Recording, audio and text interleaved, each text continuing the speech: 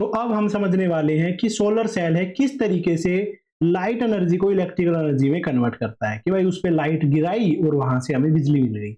ऐसा कैसे पॉसिबल हो पा रहा है, यही हम पढ़ने वाले हैं सोलर सेल में।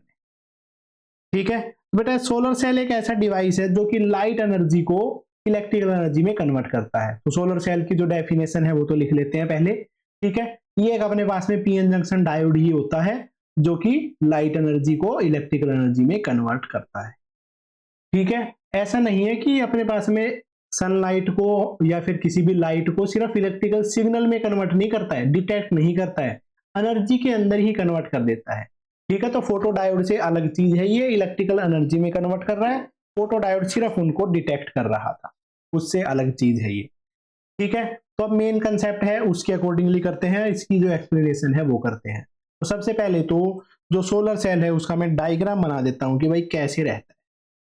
सोलर सेल है उसका डायग्राम बेटा इस तरीके से है, देखो लो भाई, ये अपने पास में है सोलर सेल का डायग्राम, जिसके अंदर की एक सबसे ऊपर की लेयर जो है ना वो रहेगी अपने पास में एक थिन लेयर। तो ऊपर की लेयर है बेटा वो हमने बना दी है एन टाइप रीजन की लेयर। ठीक है, नीचे की लेयर है वो बनाई जाती है थिक लेयर जो कि है पी रीजन की। और तो पीएन अपने पास में जंक्शन डायोड बन गया है।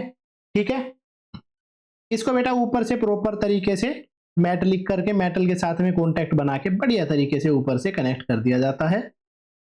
ठीक है, नीचे वाली साइड को भी हम इसमें कनेक्ट कर देते हैं। इस तरीके से इसका जो है डायग्राम है वो बनाया जाता है। ठीक है, अब बेटा इसको हम, ठीक है, और बेटा इधर अपने पास में एक रेजिस्टेंस लगाया जाता है जो कि इसके सिग्नल को डिटेक्ट करने के लिए यूज किया जाए। इस तरीके से अपने पास में जो सोलर सेल है वो बनाई जाती है। ये हमने एक सोलर सेल बना दी है जिसके अंदर में ये जो है ये डिप्लीशन रीजन है। ठीक है, एन वाली लेयर है उसको हमने थिन बनाया है, पी वाली लेयर है उसको थिक बनाया है।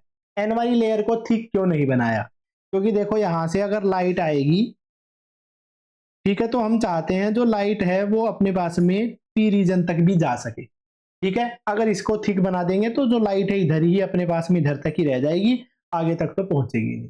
तो हम चाह रहे हैं कि यहां से जो भी अपने पास में लाइट आए वो आगे तक जा सके। चलो, ये तो बहुत बढ़िया चीज है जो कि हमने यहाँ पे सीख लिया। इसका जो डायग्राम है वो इस तरीके से रहता है। ठीक है, साइड व्यू है जो हमने इसका बना लिया है। चलो भाई, इसमें किस तरीके से वर्किंग हो रही होती है वो बता देता हूं। देखो, साइड में अगर बना देता हूं बेटा इसका, एक तरफ का पी रीजन है एक तरफ का एन रीजन है। ठीक है, इसको मान लिया है पी, इसको मैंने मान लिया है एन। पी और एन रीजन है तो इसमें क्या होता है कि इस तरफ में खुद से ही अपने पास में नेगेटिव है वो आ जाता है, इस तरफ है पॉजिटिव आ जाता है। एन वाले रीजन के अंदर में अपने पास में इलेक्ट्रॉन ज्यादा एग्जिस्ट करते हैं। ठीक है, पी वाले रीजन के अंदर में अपने पास में होल ज्यादा एग्जिस्ट करते हैं। चलो बहुत बढ़िया।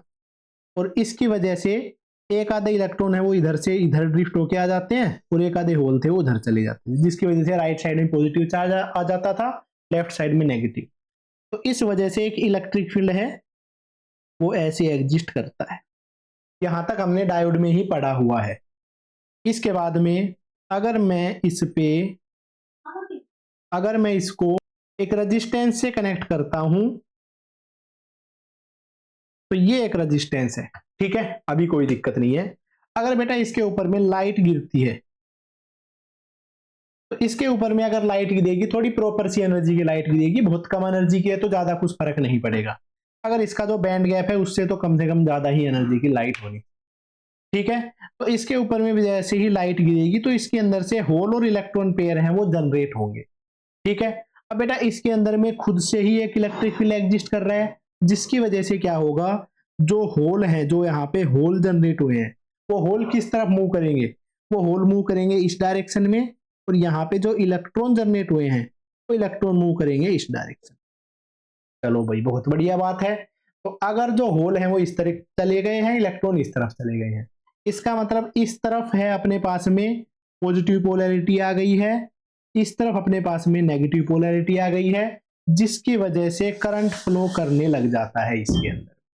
ठीक है, लोड रेजिस्टेंस है तो लोड रेजिस्टेंस के जो करंट है उसको लोड करंट है वो बोल देता हूं। ऐसे करके इसमें करंट है वो फ्लो कर रहा होता है। ठीक है, तो ये हो जाता है, इसकी वजह से जो इस पे बीच में और इसके बीच में जो पोटेंशियल डिफरेंस बना है, ठीक है, वही अपने पास में इसका जो सोर्स है वो बन गया है। ठीक है, या उसको फोटो वोल्टेज भी बोल सकते हैं। पी का जो ज्यादा पॉजिटिव पोटेंशियल है, एन का जो ज्यादा नेगेटिव पोटेंशियल है, इनके पोटेंशियल डिफरेंस को बोला जाता है फोटो वोल्टेज। ऐसा इस केस में सिनेरियो रहता है। तो ये होता है बेटा सोलर सेल का प्रिंसिपल या सोलर सेल का जो सिस्टम है वो सब। ठीक है, चलो भाई बहुत बढ़िया। अब इसका जो अपने पास में जो वीआई कैरेक्टरिस्टिक्स है वो बना देते हैं। वीआई कैरेक्टरिस्टिक्स को समझो भाई। इसकी वीआई कैरेक्टरिस्टिक्स बनती है बेटा फोर्थ क्वाड्रेंट में। इस तरफ है करंट, इस तरफ है वोल्टेज। जब बेटा अपने पास में करंट की वैल्यू 0 है, ठीक है, इसका मतलब यहां पे कोई भी रेजिस्टेंस हमने कनेक्ट नहीं किया, तो इस एंड और इस एंड के बीच में कोई पोटेंशियल डिफरेंस होगा, इसका मतलब वो ओपन सर्किट है। तो उस करंट को बोला जाता है ओपन सर्किट, सॉरी उस वोल्टेज को बोला जाता है open circuit voltage. Open circuit voltage. ठीक है, अब जैसे जैसे यहां का रेजिस्टेंस है उसको हम बढ़ाते हुए चले जाएंगे। ठीक है, या जो अपने पास में इसको एक बार बढ़ा के देखेंगे, एक बार उसको घटा के देखेंगे। इस तरीके से अलग अलग पॉइंट है उनको हम प्लॉट करते रहेंगे। तो भाई देखो, जैसे जैसे अपने पास में यहाँ पे जो करंट है, करंट बढ़ता रहा, वोल्टेज की वैल्यू क्या हो जाती है ई माइनस आई आर। जो इसका ईएमएफ है उसमें से आई आर घटा देंगे। तो जैसे जैसे अपने पास में रेजिस्टेंस है बढ़ता रहेगा, तो उस केस में जो वोल्टेज है वो घटती रहेगी, करंट है वो भी घटता रहेगा। ठीक है, तो एक यहाँ पे एक पॉइंट बन जाता है जिसको बोला जाता है, इसका ग्राफ ऐसा सा रहता है फोर्थ क्वाड्रेंट में। ये अपने पास में इसके कोरस्पॉन्डिंग जो करंट है उस करंट को बोला जाता है जहां पे वोल्टेज की वैल्यू 0 हो। ठीक है, तो इसको बोला जाता है शॉर्ट सर्किट करंट। इस करंट को क्या बोला जाता है, शॉर्ट सर्किट करंट। इसको बोला जाता है ओपन सर्किट वोल्टेज। और बेटा एक चीज का और ध्यान रखना, जो अपने पास में सोलर सेल होती है उसमें जनरली ऐसे ही अपने पास में सेमीकंडक्टर के डायोड यूज करे जाते हैं जिनकी एनर्जी विजिबल लाइट के, मतलब जिनका जो बैंड गैप है वो विजिबल लाइट की एनर्जी के ही ऑर्डर का हो। ठीक है, तो इस केस में मोस्टली सिलिकॉन के हैं, जीएएस के हैं, ये सब यूज करे जाते हैं। जिनका एनर्जी बैंड गैप बहुत ही ज्यादा है उनको यूज नहीं कर सकते हैं। ठीक है, तो उसके अंदर में अपने पास में थोड़ी सी प्रॉब्लम आ जाती है क्योंकि वहां पे इलेक्ट्रॉन होल पेयर ही जनरेट नहीं होंगे, तो उस वजह से उसका कोई मतलब नहीं बनता है। ठीक है, कुछ इसके अपने पास में जो चीजें हैं वो लिख लेते हैं, इसका जो एडवांटेज है वो लिख लेते हैं भाई। ठीक है, इसकी एडवांटेजेस क्या है, तो ये है इसके एडवांटेज। इसमें कोई भी फ्यूल की रिक्वायरमेंट नहीं होता भाई, पोल्यूशन फ्री है और इको फ्रेंडली है। लो मेंटेनेंस कॉस्ट, कोई भी मेंटेनेंस कॉस्ट नहीं है। लॉन्ग लाइफ है, साइलेंटली काम कर रहा होता है, कोई भी शोर वोर कुछ नहीं, बिल्कुल बढ़िया। ठीक है, और बेटा एप्लीकेशन क्या क्या है, सोलर सेल है उसको हम ट्रैफिक लाइट में यूज कर लेते हैं। ठीक है, सोलर फार्म में एनर्जी के लिए यूज कर लेते हैं। सैटेलाइट्स में एनर्जी का सोर्स है उसके लिए अपने पास में सोलर सेल ही यूज करी जाती हैं। कुछ कैलकुलेटर या वो चीज है उनमें भी यूज किया जाता है। ठीक है, ये इनके यूज हैं और ये थोड़े से इनके एडवांटेज हैं।